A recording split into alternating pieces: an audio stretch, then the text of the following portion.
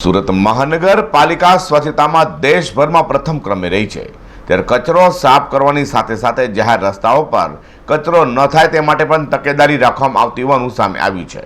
તે સુરત મહાનગરપાલિકા હવે કચરો ફેંકનારો સામે લાલ આંખ કરી રહી છે અને પ્રસંગમાં ડીજે સાથે ફટાકડા ફોડી કચરો કરનારને 5000 રૂપિયાનો દંડ ફટકારવામાં આવ્યો છે, જે આના પરથી શીખ લેવા જેવી છે।